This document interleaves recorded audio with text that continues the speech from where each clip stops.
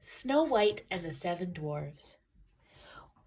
One cold winter's day, a queen sat sewing by an open window. Suddenly, she pricked her finger and a drop of blood fell onto the snow below. The queen looked down and said, "One day," she whispered, "I would like to have a daughter with skin as white as snow, lips as red as this blood, and hair as black as the window frame." Before long, the queen's wish came true. Her baby daughter looked just like she had imagined, so she called her Snow White. But very shortly after, the queen died, leaving the baby to be brought up by her husband, the king. The king was heartbroken by his wife's death, but he soon became lonely. Within a year, he had married again. The new queen was extremely beautiful, but her heart was cold as ice. Now the queen had a magic mirror, and she looked in it every day, and every day she asked the mirror the question, "Mirror, mirror on the wall, who's the fairest one of all?" The mirror would at once reply, "O queen, now I can truly say, you are the fairest one this day." Hearing this, the queen would be satisfied. Meanwhile, little Snow White was growing up. Every day she grew more and more beautiful.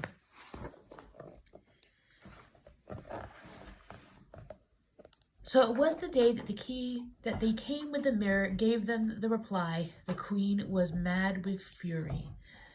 "O queen, your time has passed away. Snow White is the fairest one this day." Turning to look at her stepdaughter, the queen saw the truth in the mirror's words.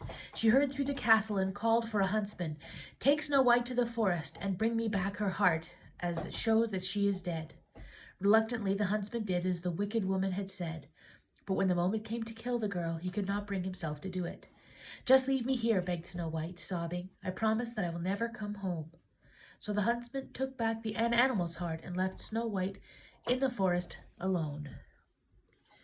Snow White wandered through the trees for hours, and just when she thought she could go no further, she saw a quaint little cottage. No one came to answer her knock, so she tiptoed inside.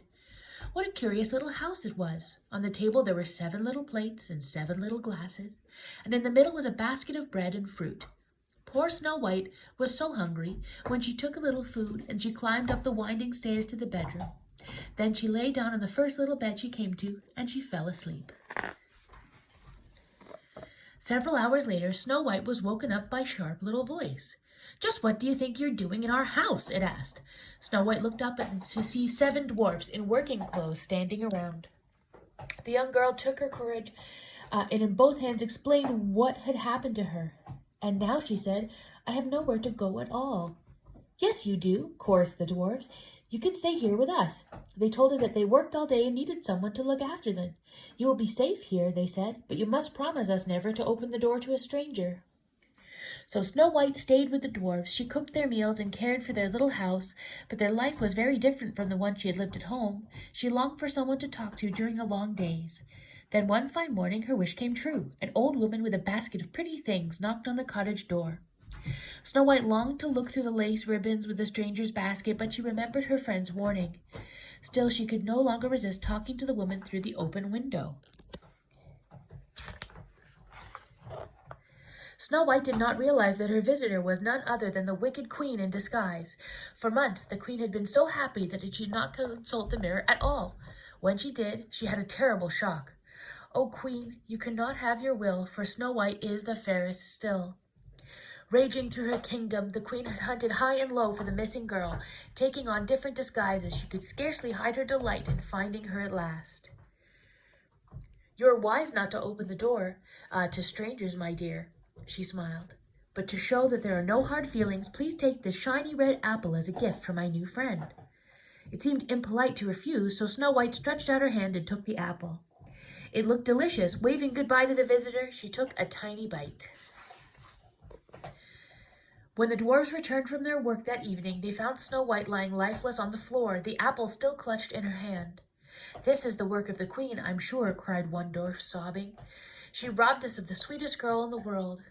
Sadly, the dwarfs took their friend and placed her inside a crystal coffin, taking turns to watch over her night and day. She seemed to grow more lovely as she lay there, silent, cold, and still. One morning a young prince rode and saw the coffin and the beautiful girl inside. He fell in love with her at once and vowed, although she could never be his bride, that he would not be parted from her. "Let me take her back to my palace," he begged, "where she can lie in state as it befits a princess." The dwarfs discussed the matter and agreed that she deserved no less. Carefully, they helped the prince lift the coffin, but as they did, a piece of apple that was caught in Snow White's throat was dislodged. She took one breath and then another, and amid the tears of her friends, she sat up and smiled at the prince. You may guess the end of the story. Snow White and her prince lived happily ever after, and the wicked queen, she was so eaten up with rage and envy that she died soon after, leaving the young couple to enjoy happiness in peace. The end.